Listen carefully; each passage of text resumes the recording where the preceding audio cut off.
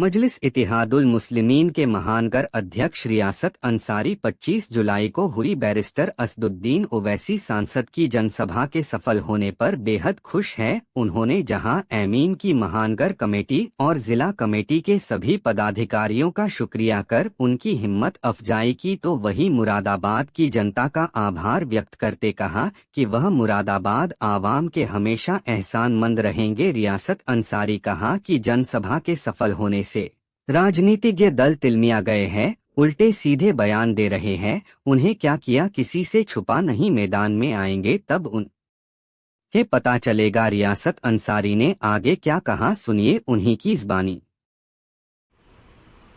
इस वक्त हम बैठे हैं उत्तर प्रदेश के जनपद महानगर मुरादाबाद के सर सैयद नगर करोली की पुलिया पर। यहाँ पर आप देख सकते हैं कि यहाँ रिजवान साहब का कैंप कार्यालय है, जो हाजी मोहम्मद रिजवान साहब मजलिस इत्तेहादुल मुस्लिमीन से आगामी संभावित प्रत्याशी के रूप में शहर के अपने पूरी तरीके से तैयारियों में जुटे हुए नज़र आ रहे हैं। लोग यहाँ के इनको पसंद कर रहे हैं। यहाँ पर चर्चा चल रही है कि किस तरीके से बैरिस्टर असदुद्दीन ओवैसी की जनसभा को सफलता मिली और पूरी मेहनत के साथ इन सभी लोगों ने काम किया। बात करेंगे यहाँ पे महानगर अध्यक्ष रियासत अंसारी साहब से, क्या कहना चाहते हैं, किस तरह से आपको सफलता मिली, कितनी मेहनत आपको करनी पड़ी प्रोग्राम के लिए।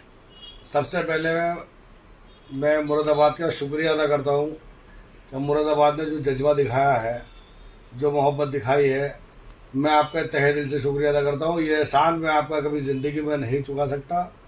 और ये जो मोहब्बत है मेरे साथियों, ये मोहब्बत आखिर तक रखना। अल्लाह ने चाहा कहीं पर भी हम आपका साथ नहीं छोड़ेंगे, आपके साथ रहेंगे हमेशा। जैसे मेरे मुरादाबाद के महानगर के वार्ड अध्यक्ष और मेरी जो कमेटी है, मेरी पूरी कमेटी ने जो मेहनत की है, मैं उसका एहसान नहीं भूल सकता।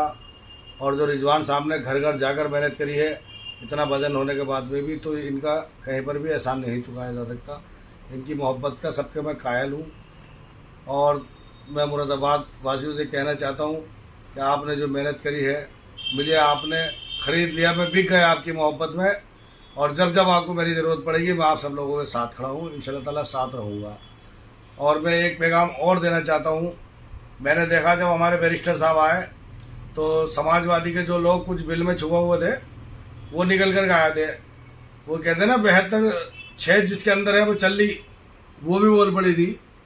और वो हमारे ऊपर उन्होंने आरोप लगाने का काम किया था।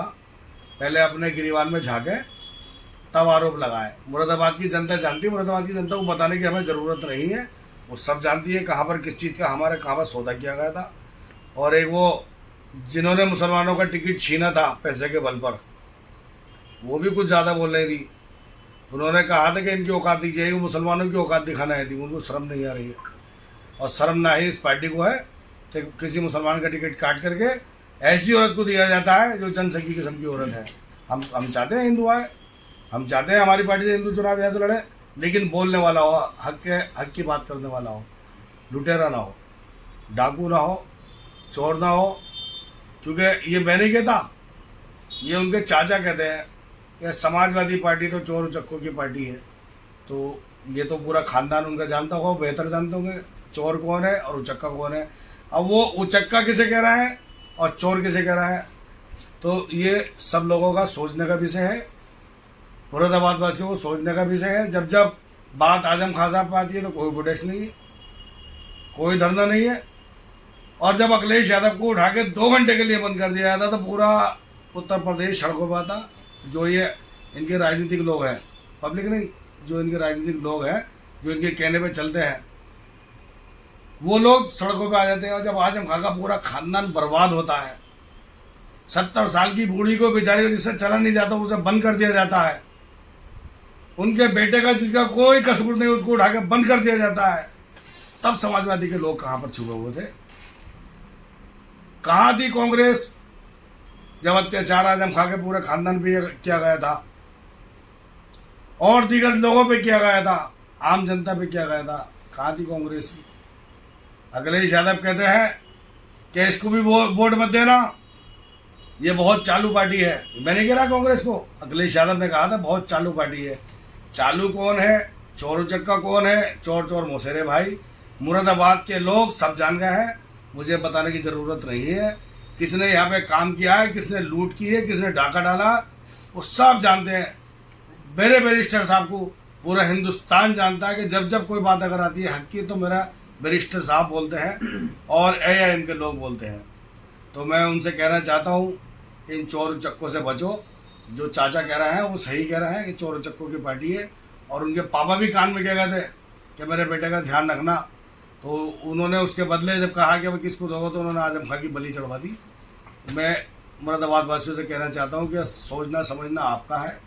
आप लोगों ने जो मोहब्बत दिखाई है, अभी आप 12 बज रहे हैं जो आप आए हैं हमारे पास, ऑफिस मेरा यहाँ से लेके बाहर तक फुल चल रहा है, लोग मुझे मुबारकबाद दे रहे हैं।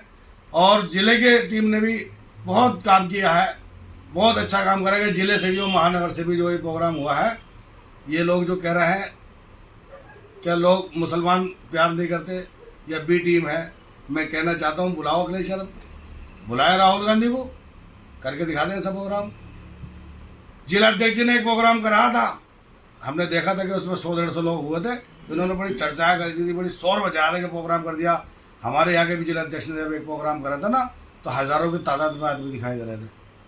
तो ना तो ये हमारे जिला अध्यक्ष जी से जीत सकते, महानगर अध्यक्ष हमारे मुकाबले नहीं कर सकते। हम तो चैलेंज करते हैं हर चीज़ में इनको, आइए बैठिए हमारे सामने, हम गिराते हैं आपके गुना कितने हैं। तो भड़काए नहीं लोगों को।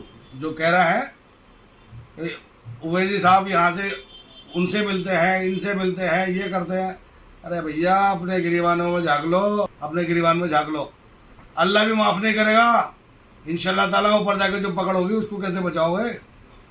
जनता आपसे सवाल करने जा रही है। 2027 में निकल के तो आओ जरा, आप घर से तो निकल के देखना, घर के बाहर जनता खड़ी होगी। वही जनता खड़ी होगी जिस टाइम आपने डाका डाला था और जनता आपके घर पे गई थी और आपके घर पे क्या हाल किया था, भूल गए क्या वो चीज़ें? वही आने वाला है 2027 में, वही लोग इंतजार कर रहे हैं, निकल के तो आओ। और जो आने वाले वक्त में जब ये 2027 का चुनाव आएगा तो जनता जो जो चीज़ें इन्होंने बेची हैं उसका हक हिसाब लेगी, कहेगी ज़रा यहाँ बैठ जाओ, जो जो चीज़ें आपने बेचने की कोशिश की थी हमारी उसका हक हिसाब दो। और जो लोगों के साथ इन्होंने किया उसका भी हक हिसाब लेंगे।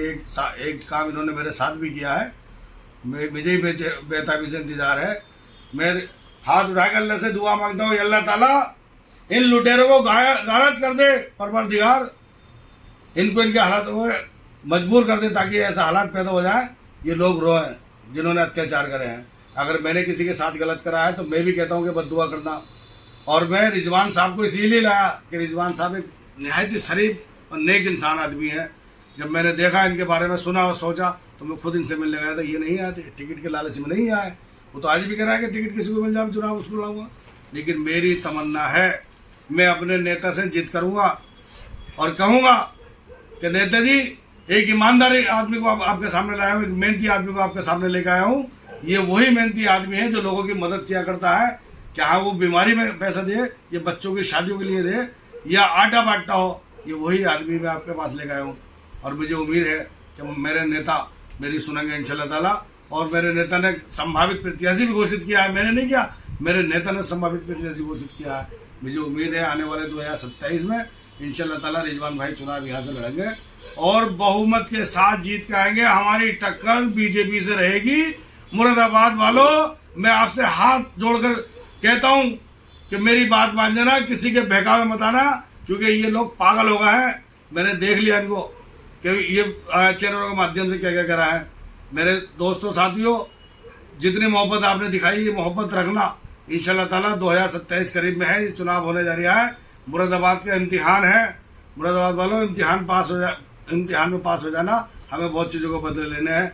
हमें किसी चाकू या तलवार से बदले नहीं लेने, हमें वोट से बदला लेना है, हमें कलम से बदला लेना है। हम चाहते हैं कि मुरादाबाद का एक एक बच्चा पढ़ा लिखा हो और एक यूनिवर्सिटी यहाँ पर भी बने, सरकारी स्कूल बने।